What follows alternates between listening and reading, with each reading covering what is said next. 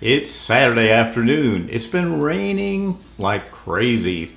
When I went to the grocery store, I bought some ribs in the hopes I could do a different recipe, and I've got about 2 or 3 hours of sunlight and hopefully dry weather. So I'm going to do something different. I'm going to do something a lot quicker. I'm going to do something hopefully I can do even on a weeknight if I just have to have barbecue and don't have a whole lot of time to do it. I want a way to do it quickly and with great results. So this is going to be another experiment, and if you'll hang with me, we'll put our recipe together and go from there. Okay, I'm getting ready to get our ribs ready for the pit barrel cooker. All I'm going to do is rinse these off, dry them off. I'm going to season them with beef and game pit rub from Pit Barrel Cooker. The mop is going to be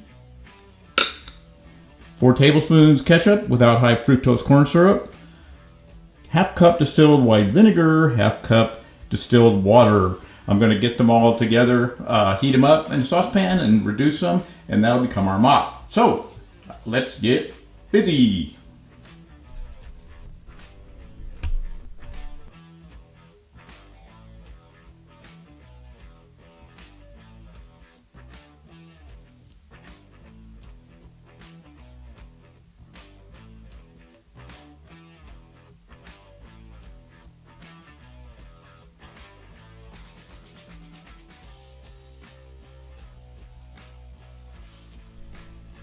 Okay, our meat is lightly dusted with beef and game pit rub from Pit Barrel Cooker Company.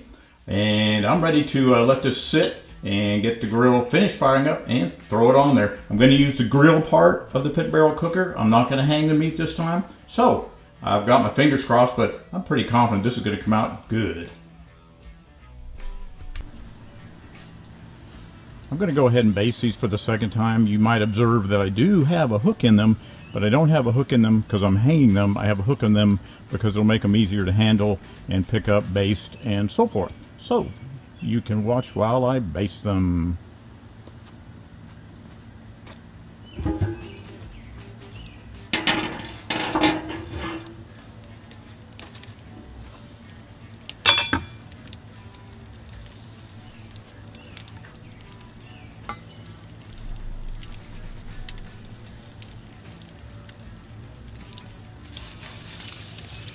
Actually, we're not basting, we're really mopping, and the idea is to keep the meat from burning and to flavor it as well. You might notice that the baste or the mop is really hot, and you don't want to put cold anything on hot meat. So I'm going to go ahead and cover it up and let you look at it with the rebar out.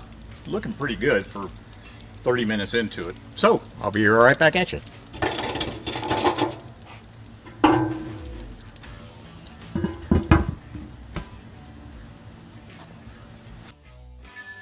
I am delighted with the way these look and smell. Whenever you use a pit barrel cooker, you just get this aroma because of the convection effect. I'm going to use the Thermapen from ThermoWorks to check for doneness. I'm not really checking temp. I just want to see how tender the meat is by sliding the Thermapen probe into it. And yes, it's very tender unless you hit a bone. Yep, I'm really impressed by this cook, even considering it's a pretty short cook, 2-hour cook in our world, and maybe yours is not very long, and that includes pretty much prep time and everything. So in a moment, I am going to carve it up. I'm pulling the hook out, and even it just wants to come right out of there just like that.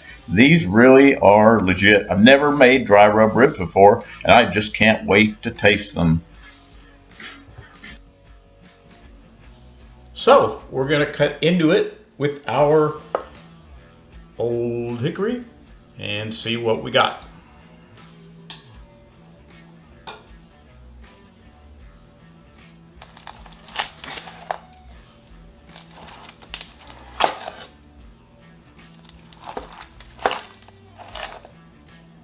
These look really good. They're nice and tender. They're really juicy. I've never cooked ribs like this before. I'm going to take a bite and see how they taste.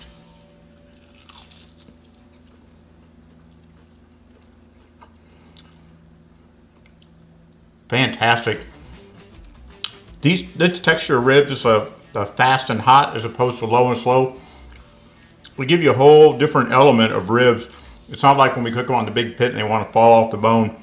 At least has some texture to them, and they're really delicious. So I'm going to cut the rest of them up and display them for you. I am really, really delighted with these. They look exactly how they're supposed to look. I've never cooked ribs exactly like this before. They have a really unique flavor. There's no sauce on them. All we have on them is the initial pit barrel cooker rub we put on. We mopped it with the mixture that I showed you earlier, which was ketchup, vinegar, water, and a little bit of that Charlie Vergos Rendezvous rub. We sprinkled in there just a little bit. I basted it initially and then really mopped it about every 15 or 20 minutes. So it really went on the fire about 5:10. It was done about 7, so an hour and 50 minutes or so. They really, really came out exactly the way they're supposed to. Delicious. Try this recipe at home. It's really not fast, but it's about half as long as cooking them low and slow. I'm getting some fresh baked bread ready, and when I get that done, I'll lay it next to our meat dish, and we'll be finished. So there we have it. We've got our dry rub ribs. We've got some French baguette bread. Have some tomatoes on there for color, and I've got it sitting on some mustard greens just to kind of offset it. These came out amazing. They look good, they smell better, and they taste great. I want to give a shout out to my son Brandon and his friend Megan. They did all my yard work this weekend. They cleaned up my flower beds, and it was a big job, and I appreciate that. Also, I want to say happy belated birthday to my son Nick.